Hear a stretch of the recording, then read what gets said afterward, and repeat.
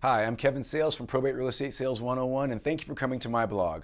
Today I want to talk to you about an interesting topic, the way you pay debts on an estate. This is going to be some powerful information. This is going to be based on a California probate code, but there may be codes in your state that are similar. So look at the codes in your state. Usually you can Google state probate codes and they'll pop right up. Today I am reading right out of this awesome probate code manual, but usually you can Google it and find the information. This code has not changed, so that's why I'm reading from the old probate code manual. It makes it a little easier to be able to grab the book and read it. So here's what the code says. This tells you debt classes, priorities, and the priority with classes. In other words, the order in which we pay debts. It says right here in plain English, debts, this is probate code 11420, debts shall be paid in the following order: of priority among classes of debts, except for the debts owed to the United States, blah, blah, blah. Okay, so in other words, debts you owe the government, stuff like that. But anyway, basically this is what it tells you. The order you pay debts, and it lists 7 different items. So these are classes of debts. Number 1, expenses for the administration of the estate. With respect to obligations secured by mortgage, deed of trust, or other lien, including but not limited to judgment lien, only those expenses of administration incurred that are reasonably related to the administration of that property by which obligations are secured shall be given priority over these obligations. So what does that mean? What that means is this: the expenses for administering that house in the estate, the expenses for that, expenses being attorney's fees, estate administrator fees, filing fees, etc., those fees shall be paid before the mortgage, before judgment liens are on the property, before any liens on the property.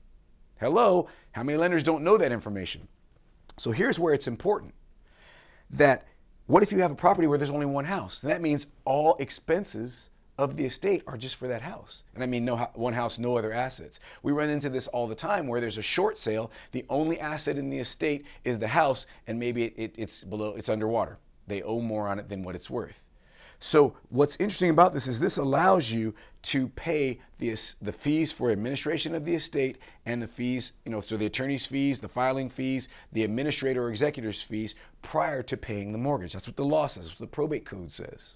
That's powerful because that allows you to put those fees on your HUD-1, or I guess whatever it's called, the closing disclosure, whatever it's called, the closing statement, whatever it is, the new one that used to be a HUD-1. It allows you to put those fees on there so that when you submit it to the bank, hopefully they'll approve those fees up front so that they're being paid first. It goes on to say other expenses are obligations, the second thing, number 2. And I don't know, in California it's this way, I'm sure it's this way the rest of the state. 2 comes after 1, right? And these are paid by priority. Obligations secured by mortgage, deed of trust, or other lien, including not limited to judgment, blah, blah, blah. Then it goes on to say funeral expenses, expenses of last illness, family allowance, etc., etc. So it shows you that the first thing that should be paid are the fees to the administrator or executor and the fees to the attorney for administering that property before paying the mortgage. Now, the caveat, the thing we got to understand is every lender has the right to approve or disapprove any short sale. So if you owe them $400,000 and you're only going to give them 3, they can say, nope, we're not going to take 3, we're not going to accept 3, and they can go on and foreclose. But if you have a lender that does not want to foreclose and they want to work with you, this gives you some leverage to be able to get those attorney's fees paid up front. The main leverage it gives you is with the seller, because a lot of times the family will say, well, the house is worth $500,000. These are California values, right? The house is worth $500,000, but we owe $750 on it, so there's no reason to do anything. Let's just let it go to foreclosure. But you as a real estate agent or you as an investor, you want to get that property as a deal, and you want to make that happen. Well, this gives you some leverage because now you can put the fees that the administrator was going to get, those can come out of the transaction.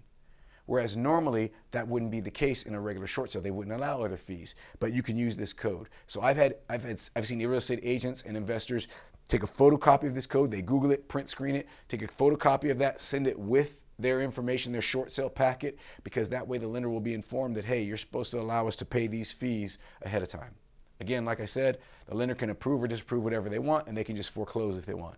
This could give you some firepower. So use this to your advantage. It'll help you in your short sale negotiations when you're dealing with a probate short sale, and go out there and get them. If you need more information on probate real estate, if you want to increase your knowledge in this area, if you want to do more probate business, check out the products page. I have tons of products there that can help you deal with people, that can help you stand out from the crowd, that can help you get the deal and get the contract signed. Thanks for coming to my website, Probate Real Estate Sales 101. Have a great one.